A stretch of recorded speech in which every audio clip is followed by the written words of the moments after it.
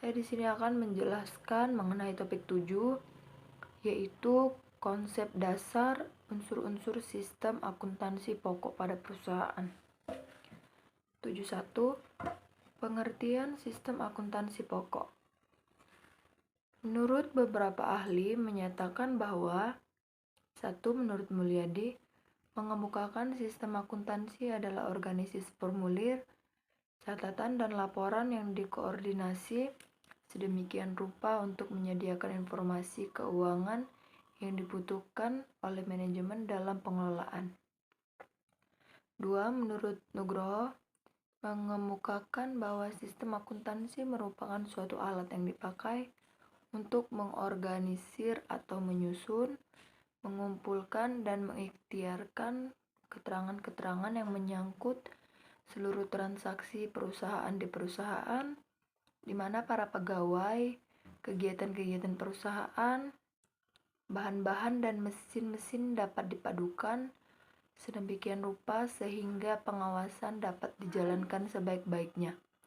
3. Menurut Baritwan, sistem akuntansi yaitu sistem akuntansi adalah formulir-formulir, catatan-catatan, prosedur-prosedur, dan alat-alat yang digunakan untuk mengelola data mengenai usulan suatu kesatuan ekonomis dengan tujuan untuk menghasilkan umpan baik dalam bentuk laporan-laporan yang dilakukan oleh manajemen untuk mengawasi usahanya dan bagi pihak-pihak lain yang berkepentingan seperti pemegang saham, kreditur, dan lembaga-lembaga pemerintah untuk memulai hasil operasi. Sehingga dapat disimpulkan bahwa sistem akuntansi merupakan suatu organisasi yang digunakan untuk merangkum semua kegiatan dan transaksi perusahaan guna menghasilkan informasi yang diperlukan oleh manajemen sebagai alat pengawasan demi kelancaran aktivitas perusahaan di masa yang akan datang. Sistem akuntansi pokok dirancang perusahaan untuk pihak internal dan pihak eksternal. Unsur-unsur sistem akuntansi pokok. 1. Formulir. Merupakan dokumen yang digunakan untuk merekam terjadinya transaksi. Contoh formulir adalah faktur penjualan dan bukti kas keluar. 2. Jurnal. Jurnal merupakan catatan akuntansi pertama yang digunakan untuk mencatat, mengklasifikasikan, meringkas data keuangan dan data lainnya. 3. Buku besar.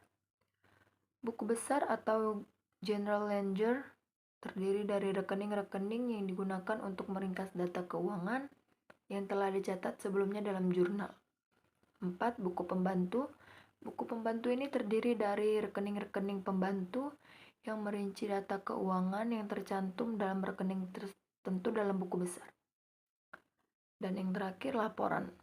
Hasil akhir proses akuntansi adalah laporan keuangan yang dapat berupa neraca, laporan laba rugi, laporan perubahan laba yang ditahan, laporan harga pokok produksi, laporan biaya pemasaran, laporan harga pokok penjualan, daftar umur piutang, daftar utang yang akan dibayar, daftar saldo persediaan yang lambat penjualannya, laporan berisi informasi yang merupakan keluaran sistem akuntansi, dan laporan dapat berbentuk hasil cetak komputer dan tayangan pada layar monitor komputer. 7.2. Bukti transaksi. Untuk melaksanakan atau menjalankan sistem akuntansi, bukti transaksi merupakan pemicu. Setiap pencatatan dalam catatan akuntansi dimulai dari bukti atau transaksi dokumen. Bukti transaksi adalah dasar untuk melakukan pencatatan. Karena itu, pengawasan atas penggunaan bukti transaksi mutlak dilakukan. Perancangan bukti transaksi yang baik harus memperhatikan kebutuhan informasi, rekening buku besar dan buku pembantu serta jurnal.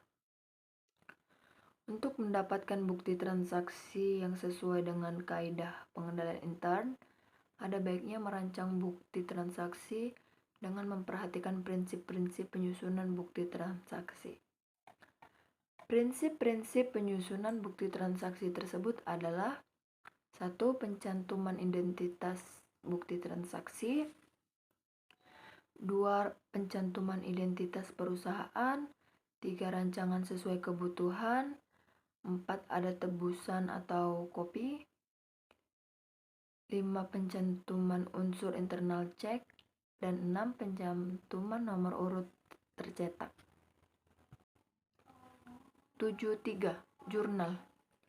Dalam pencatatan transaksi, terutama yang kebanyakan masih manual, buku jurnal memegang peranan yang sangat penting karena merupakan catatan akuntansi pertama yang disusun secara kronologis. Buku jurnal terbagi ke dalam jurnal umum dan jurnal khusus. Jurnal khusus yang pada umumnya digunakan antara lain: 1. Jurnal penjualan. 2. Jurnal pembelian. 3. Jurnal penerimaan kas. 4. Jurnal pengeluaran kas. Dan 5. Jurnal pemakaian bahan. Untuk merancang format khusus, hal-hal ini yang harus diperhatikan. 1. Mempelajari karakteristik transaksi perusahaan. 2. Pencatatan ayat jurnal standarnya. Dan 3. Pembuatan formal jurnal khusus mengikuti ayat jurnal standarnya. 7.4. Buku besar dan buku pembantu. Buku besar dan buku pembantu adalah catatan akuntansi kedua dalam siklus pencatatan transaksi. Format buku besar dan buku pembantu dapat dibuat dengan variasi beberapa berikut ini: 1. Rekening T. 2. Rekening saldo berjalan dengan satu kolom saldo. 3. Rekening saldo berjalan dengan 2 kolom saldo. 7.5. Klasifikasi dan kode rekening. Untuk menentukan klasifikasi rekening, pada umumnya metode yang digunakan adalah pendekatan laporan keuangan dengan mengambil skema laporan keuangan, misalnya untuk klasifikasi dalam neraca. Aktiva. 1. Aktiva lancar. 2. Investasi jangka panjang. 3. Aktiva tetap aktiva. 4. Tidak terwujud. Dan 5. Aktiva lain-lain. Hutang dan modal. 1. Hutang lancar. 2. Hutang jangka panjang. Dan 3. Modal. Untuk klasifikasi untuk laporan laba rugi, penjualan, biaya-biaya usaha. 1. Biaya produksi. 2. Biaya pemasaran. Dan 3. Biaya administrasi dan umum. Pendapatan dan biaya di luar usaha. 1. Pendapatan bunga. Dan 2. Biaya bunga. 7.6. Kode rekening.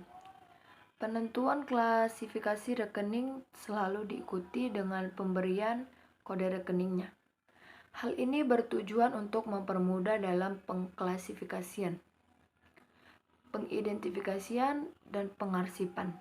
Ada beberapa metode pemberian kode rekening, diantaranya: A. Kode dengan angka urut. 1. Kas. 2. Piutang dagang. 3. Persediaan barang dagang. 4. Tanah. 5. Bangunan. 6. Akumulasi penyusutan bangunan. 7. Hutang dagang. 8. Hutang bank jangka panjang. 9. Modal. 10. Prive. 11. Pendapatan. 12. Biaya gaji. 13. Biaya bahan habis pakai. 14. Biaya penyusutan. 15. Biaya utilitas. Dan 16. Biaya lain-lain. B. Kode angka blok. Metode ini memberikan sejumlah cadangan angka untuk klasifikasi tertentu. Berikut ini disajikan contoh pemberian kode rekening dengan angka blok. 1. 01 sampai 24 aktiva lancar. 2. 25 sampai 33 aktiva tetap. 3. 34 sampai 36 aktiva tidak terwujud. 4. 37 sampai 39 aktiva lain-lain. 5. 40 sampai 49 hutang lancar. 6. 50 sampai 56 hutang jangka panjang. 7. 57 sampai 59 modal. 8. 60 sampai 62 pendapatan. Dan 9. 63 sampai 89 biaya-biaya. Kode kombinasi. Metode ini menggunakan kombinasi huruf dan angka tertentu. Contohnya 1 AL01, 2 AL242, 3 AT33, 4 HL413, dan 5 M62. D. Kode kelompok. Metode ini menggolongkan rekening dalam kelompok tertentu. Dalam laporan keuangan yang disebut dengan kelompok adalah aktiva, kewajiban, ekuitas, pendapatan, dan beban.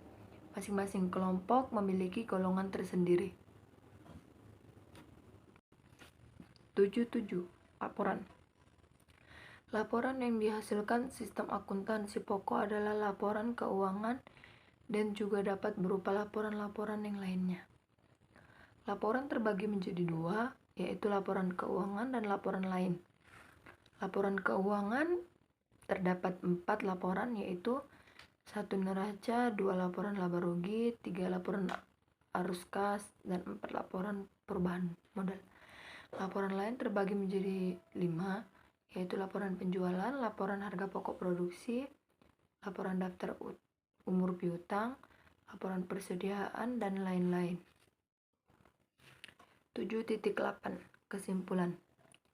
Sistem akuntansi merupakan suatu organisasi yang digunakan untuk merangkum semua kegiatan dan transaksi perusahaan guna menghasilkan informasi yang diperlukan oleh manajemen sebagai alat pengawasan demi kelancaran aktivitas perusahaan di masa yang akan datang. Sistem akuntansi pokok dirancang perusahaan untuk pihak internal dan pihak eksternal. Unsur-unsur sistem akuntansi pokok. 1. Formulir merupakan dokumen yang digunakan untuk merekam terjadinya transaksi. Contoh formulir adalah faktur penjualan dan bukti kas keluar. 2. Jurnal. Jurnal merupakan catatan akuntansi pertama yang digunakan untuk mencatat, mengklasifikasikan, meringkas data keuangan dan data lainnya. 3. Buku besar. Buku besar atau general ledger terdiri dari rekening-rekening yang digunakan untuk meringkas data keuangan yang telah dicatat sebelumnya dalam jurnal. 4. Buku pembantu. Buku pembantu ini terdiri dari rekening-rekening pembantu yang merinci data keuangan yang tercantum dalam rekening tertentu dalam buku besar. Dan kelima, laporan. Hasil akhir proses akuntansi adalah laporan keuangan yang dapat berupa neraca, laporan laba rugi, laporan perusahaan laba yang ditahan, laporan harga pokok produksi, laporan biaya pemasaran, laporan harga pokok penjualan, daftar umur piutang, daftar utang yang akan dibayar, daftar saldo persediaan yang lambat penjualannya, laporan berisi informasi yang merupakan keluaran sistem akuntansi, dan laporan dapat berbentuk hasil cetak komputer dan tayangan pada layar monitor komputer. Sekian dan terima kasih.